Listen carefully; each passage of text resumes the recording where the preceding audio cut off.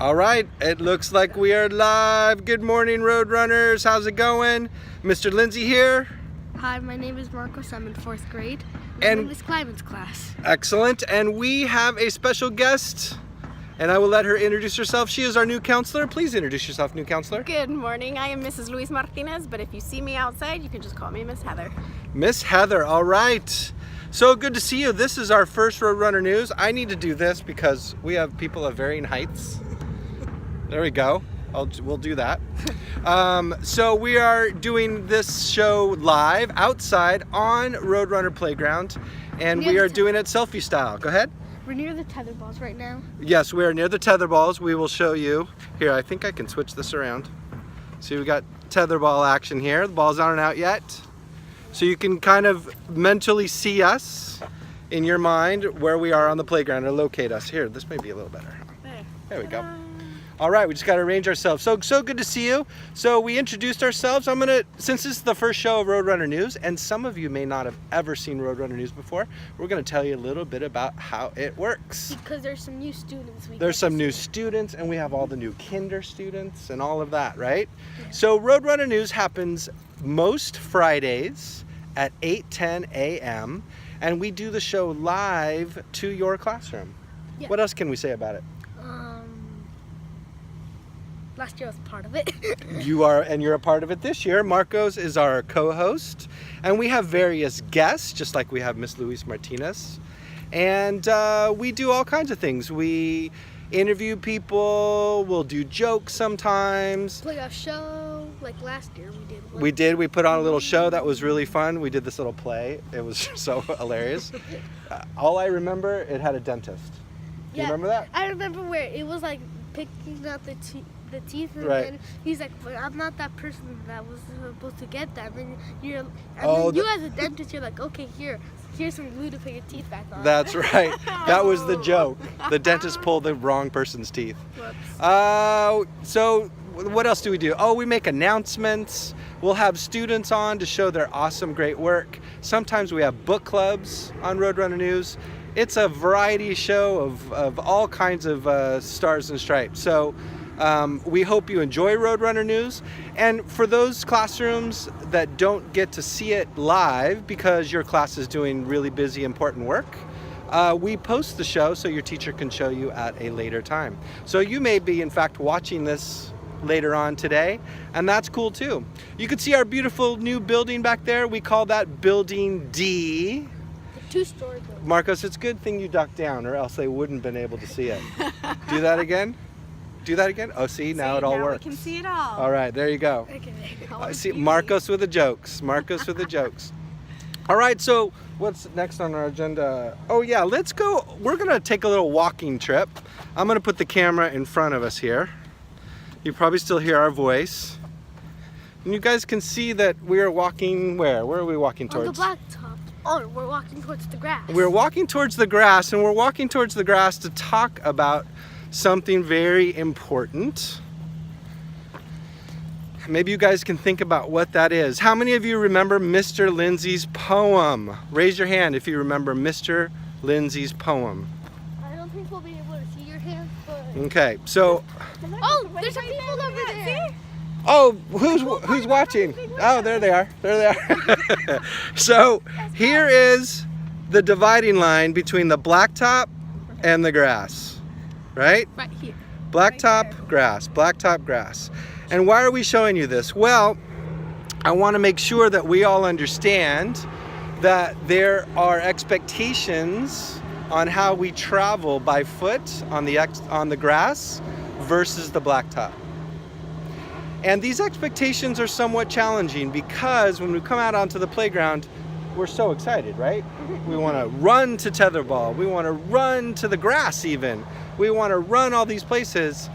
And running's great, but you need to know where to do the running. So I'm going to teach you my poem. Do you remember my poem? No. Okay, I'm going to teach you guys my poem. You ready? Okay, here it is. When you're on the blacktop, be sure to walk. Go ahead, say that. When you're on the blacktop, be sure to walk. Okay. When you're on the grass, you can run at last. All right? Does You want to try it? Absolutely All right, makes here we sense. go. We'll say it all together. When you're on the blacktop. Oh, no, good idea. You count. 3, 2, 1, start. When you're on the blacktop, be sure to walk. When you're on the grass, you can run at last. One more time. When you're on, I'm going to do the visual here. When you're on the blacktop, be sure to walk. When you're on the grass, you can run at last. There we go. All right? So that is super, super important. Not because we're trying to be mean and have a bunch of like grown-up, old-fashioned rules. It's for your safety. The only time you can run on the blacktop is if you're playing a game like basketball or tetherball. Or something. And absolutely, that's one of the things that makes it hard, right? Because there are certain rectangles and square courts that you could run if you're playing handball or playing basketball. But outside of that, walking from place to place, you must walk on the blacktop. And it's for all of us to stay safe, right? Yeah. Okay, so absolutely. So of the 3 R's, road runners are always respectful, responsible, ready to learn, and one of your responsibilities is to walk on the blacktop. And to run on the grass. And then if you'd like to run on the grass. And I'm going to throw in one more. I'm going to show out there a little bit. Do you guys see our beautiful trees out there on the back of the playground?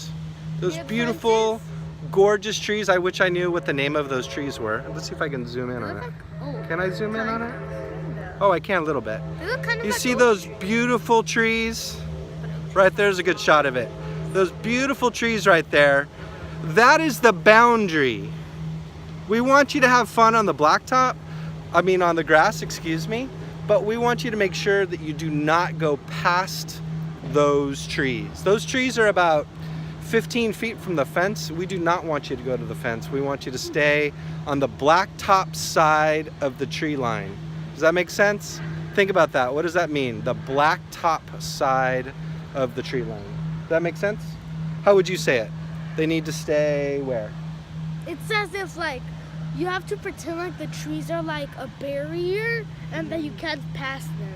Ooh, I love that. That's a good one. Like Or there's like- a fence, right? That's connecting all the trees. Or That's like what if you made play me think of. Fortnite or you know Fortnite, like maybe you can pretend that that's the storm and you can't go over there. That's the what? Storm? Yeah, the storm. Okay, for all you Fortnite fans, that tree line is the storm. Don't go past there. Or it's a fence. You have to imagine the visible fence. Stay in the circle.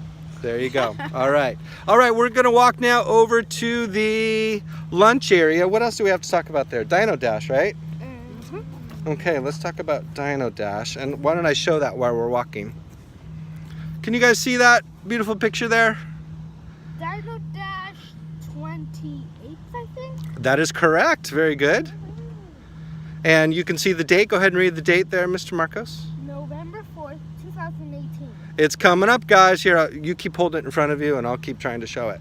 Dino Dash is, well, a little faster. Dino Dash is coming up, and Heidemann, we need to start signing up.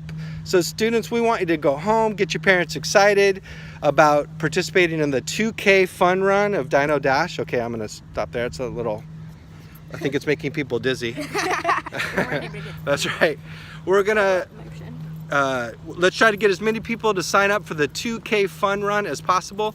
If you have parents and family members and older brothers and sisters that like to ride bikes and run long distances, they have all kinds of other stuff too. They have a 5K and a 10K.